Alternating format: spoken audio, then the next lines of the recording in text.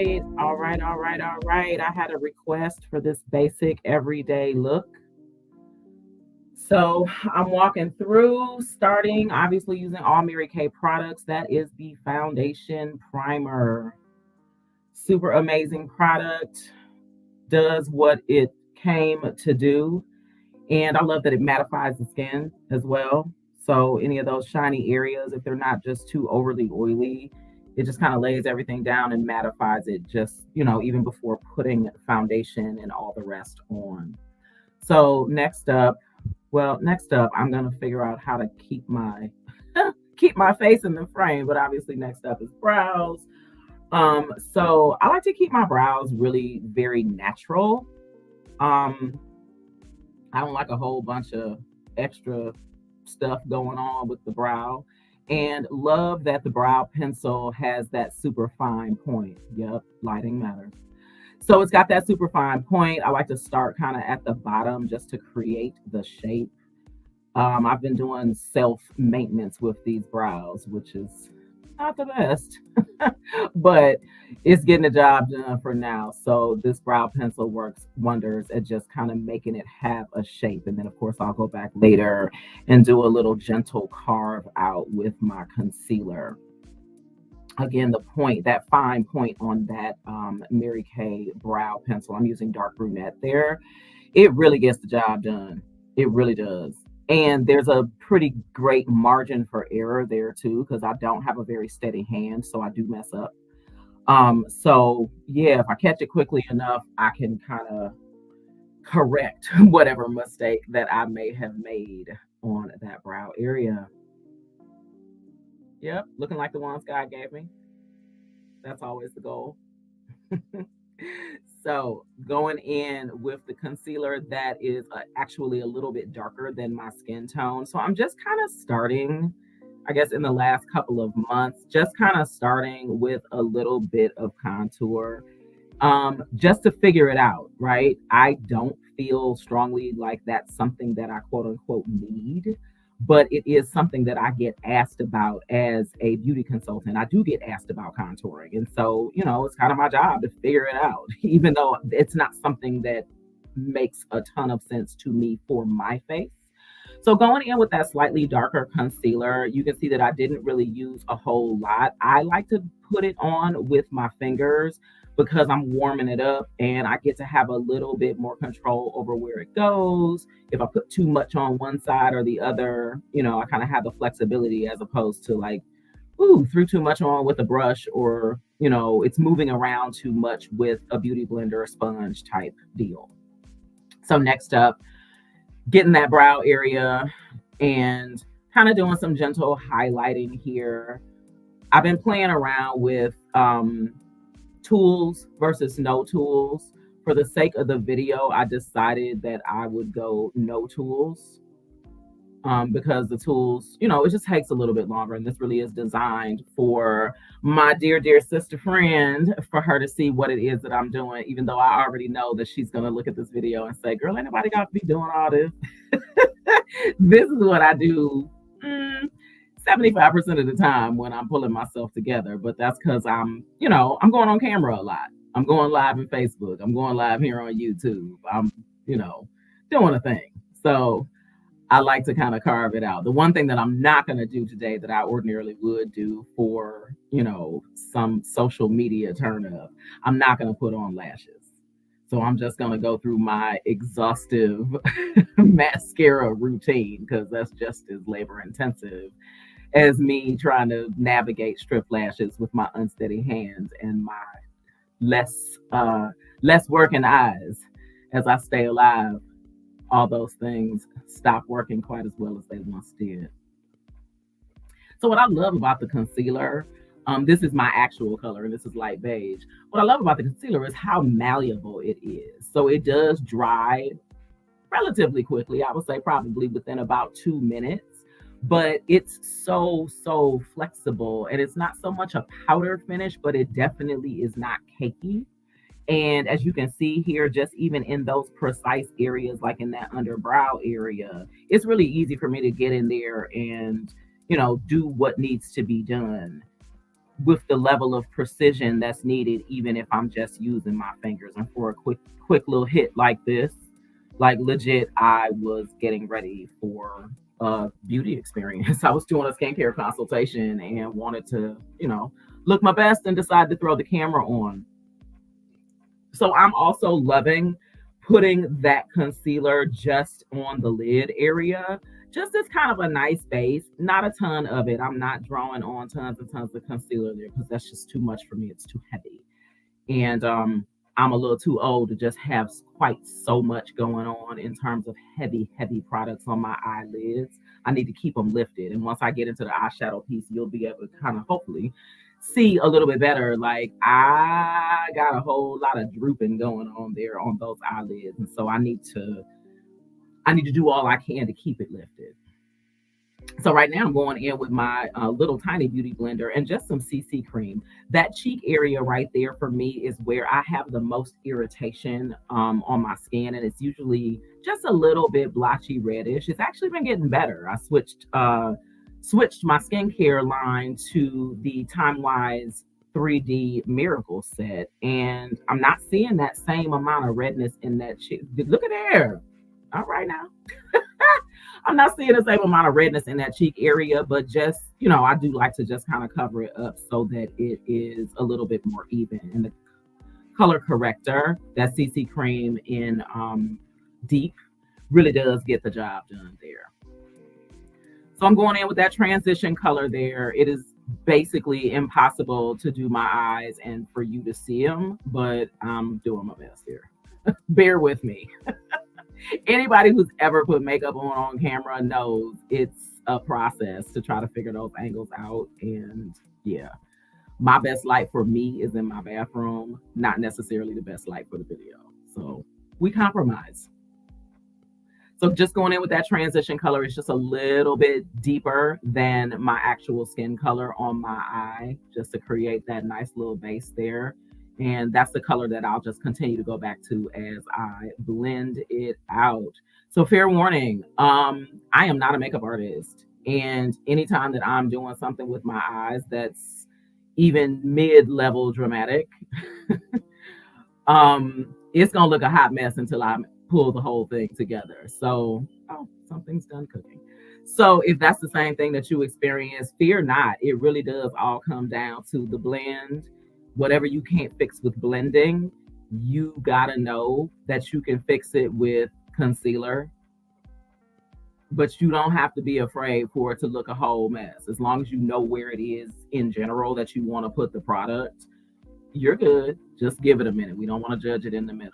So this is where you can kind of see, like, my eyes are not exactly hooded. I don't think I qualify as hooded eyes, but I do feel like those lids are beginning to be a bit droopy. And so anybody that's got hooded eyes knows that you've got to create a crease. Because if you go in and do the normal crease thing, the thing that other people do in their creases, no one's ever going to see it. It's going to get lost in there. So you got to kind of go above into the part where somebody's actually going to see it when your eyes are open. So that's the trick. Whatever you're doing to your eyes, you want to do, yep, it's done. You want to do the best that you can to do it when your eyes are open so that you see what the final result is and you don't get to the end like, oh, I did all that work and all that color application and all that blending, and where did it go? And I'm in here hot and ready now that that timer has gone off because I am making corned beef and I cannot wait to eat it. But back to these eyes. So again, on the same side, really just kind of creating a crease where a crease would be. And this is not going to end up being a wing per se. That little divot that I'm doing there on the bottom is definitely not going to end up being a wing, but it does just kind of extend that eye area. You can kind of see when it's closed. The shape there just kind of extends and lifts that eye area. And I've learned in the past couple of years not to be afraid to let the eyeshadow go outside of what we tend to think of as the eyelid, right? It's okay for it to kind of extend out. That brings the drama. It brings a little bit of definition. I have probably like a middle, not too big, not too small sized eye, but I'm not really doing a whole bunch of color on here. You'll see, like, this is a series of browns. So to make this into something that's not just like a really boring hot fudge sundae, bringing it out and creating that little junior point out there on the side really does make a big difference. And again, we don't judge it in the middle because it's going to get all blended in together. Now that sandcastle, as you can see, is one of my favorite colors. There is something for me about that pop on the lid. And again, I was going in here and not trying to just bring the drama because it was the middle of the day. And, nobody in real life is walking around at noon on a Saturday with just this ridiculous over the top beat. However, I love that sandcastle on my lids and I can't resist it when I'm doing a neutral. So just to bring a little bit of dimension out there to that outer corner, just popping in something with a little shimmer there. And again, the blend is going to make all the difference there, but it's just going to add a little bit of dimension because this is a very flat eye color look that it's basically varying shades of brown, whether in concealer or this. Here we go again. This is my blend color to just make everything really come together. So the blending, the way that I approach blending really is those tight little circles. This blending brush is the one that I have probably the most of because I just use it so often. Um, on a day when I'm doing a full beat, I will easily end up using 3 blending brushes in varying sizes so that I can kind of maximize the depth of the color that I'm dealing with there, particularly in that crease and or my fake crease that I'm putting on top.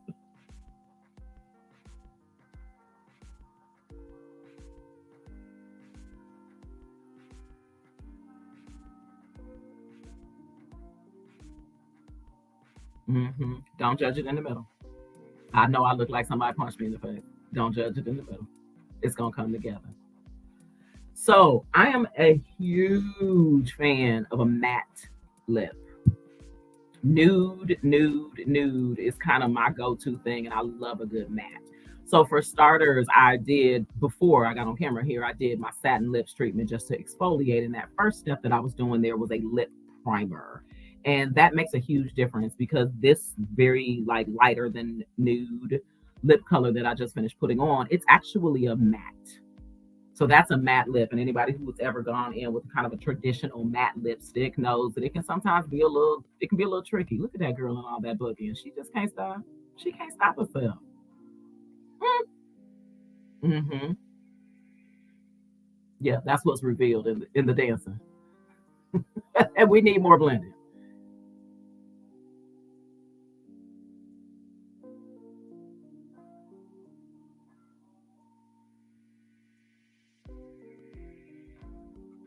All right, now we are getting in there and finishing up that eye. So the first mascara is the one that brings the drama. That's Lash Intensity. You probably can't really see that mascara wand, but it is juicy. It's got a short side and a long side there.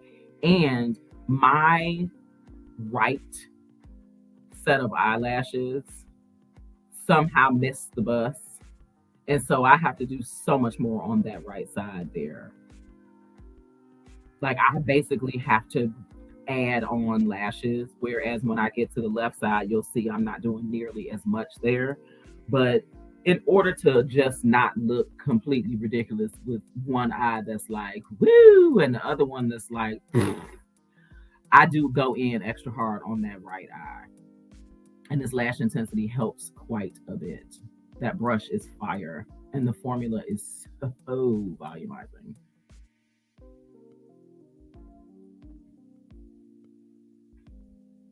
So I always laugh to myself when I say like, "Oh, I'm just gonna keep it simple and not put on a strip lash." The amount of mascara that I wear on a regular basis just to get my lashes to look how I want them to look. I mean, it is minimally 6 coats of mascara. So I was running late when I did this. So this ends up being maybe 4.5 coats, but typically it's about 6 coats of mascara, 2 different formulas. This one's Panorama, totally different brush. This is the one that's providing the flare and a little bit of lengthening.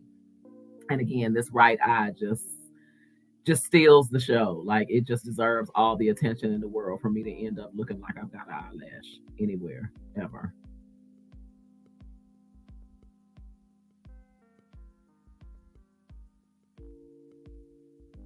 This, ladies, is the reason why I am constantly late.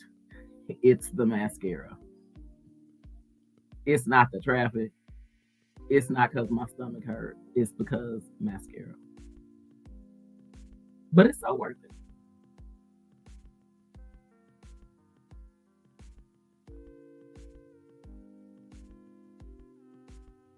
So yeah, it doesn't take nearly as much because I've already got the volume on that. What is that? My left side. The volume's already there, so I just really need just like a normal person's base coat over there.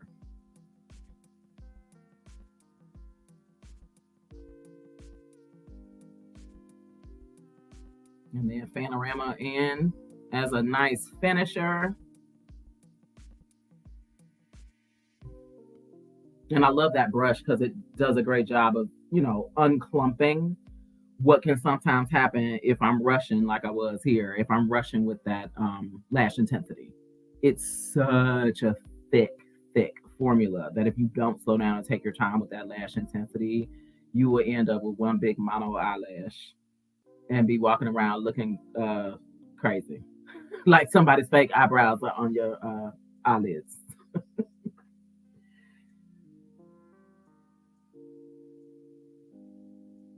All right, so this is my look. That auburn nude, that auburn nude lip liner over top of that matte nude. This for me is where I bring the all day drama on this lip.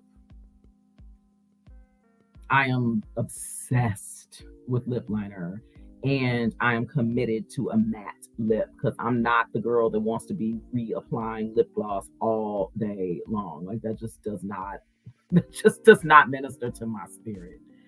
And I'm loving the waterproof lip liner because the waterproof is waterproof, right? Like if I don't specifically like go in and take that lip liner off at the end of the day, trust and know that it will still be on when I wake up the next morning. Like I have to be really intentional and remember, like, oh, it's still there. It's still there. So I appreciate the fact that I can make it through the whole day and I still have a look. And I've been playing around even too with wearing the lip liner, not that deep brown, but like the hot pink or, one of the berry colors. Even just wearing that all over my lip and just seeing how that plays throughout the day. And it's been great. Getting it off is you got to be intentional. So now I'm finally in here with the foundation. So I am in the Time Wise matte foundation. I am a bronze warm 130. And you'll see it's going to go on lighter, but it's going to oxidize nicely and just create a really nice finished look. This foundation brush, it took me a while to start using it because I really wasn't using liquid foundation, but this foundation brush is everything. Like the trick with foundations and powders and all that kind of stuff is that you really want to just press it, press it into your skin as opposed to moving it around and, making little circles on your face. And that's just moving it. I'm pressing it into my skin, putting it where I want it to go. Now, this is when I'm going to kind of make these eyes add the first of the finishing touches to this situation that was going on up here with these eyes. I told you not to judge me in the middle. I meant that.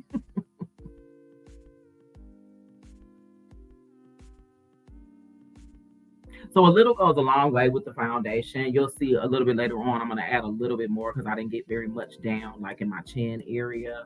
But a little really, really does go a long way. And as a person who is kind of over the top about cleaning my brushes, I appreciate not using so much foundation and so much concealer because I don't feel compelled to clean my brushes nearly as often. Like I literally have to stop myself from cleaning my brushes every day.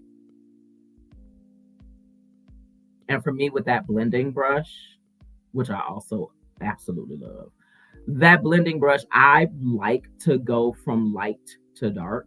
So you'll see I'm kind of focusing in on the areas where I put the like my real concealer color, the lighter color, and then going in and just blending out into the hairline where I had the darker color. And then I'll take that combination because there's definitely still some in the brush, but I'll take that combination down around through the rest of the face and just get up under that cheek area and all of that.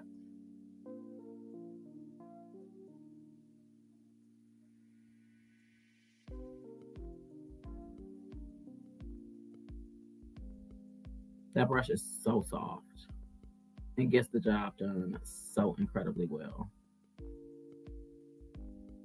Hmm. Snatch them cheekbones, girl. I have learned that a little goes a super long way for me, anyway, with that cheek highlight, because my face is already so defined and so chiseled. I don't really need that there. So to go on and glob a whole bunch of highlighter down there is really just kind of a waste of product. So yeah, that's the extra. Just feeling just a little bit unfinished in the bottom there.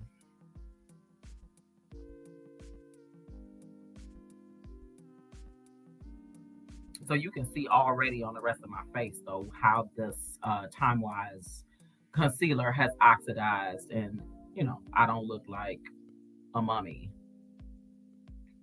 It's all up in there now. I can't believe how long it took me to start putting on this liquid foundation. I don't think I realized until about 6 months ago that our Time Wise foundation has the anti-aging skincare properties in it. So like I'm taking care of my skin at the same time as I'm giving myself a full coverage face. So it was hard to keep on not doing that once I found that out, because what I must do is stay young and tender for as long as possible.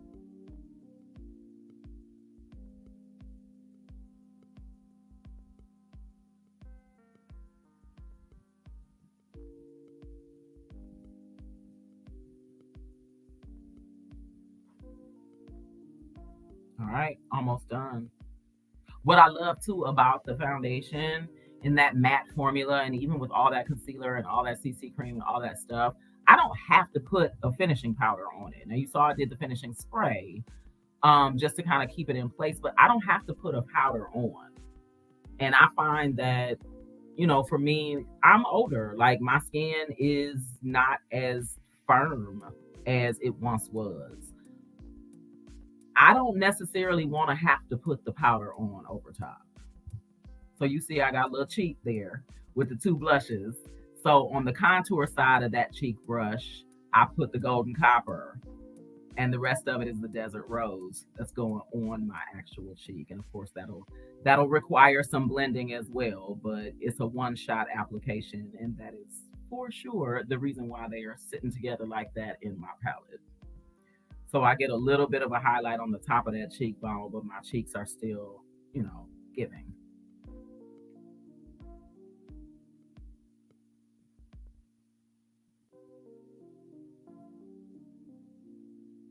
The color payoff on those blushes is just like shocking.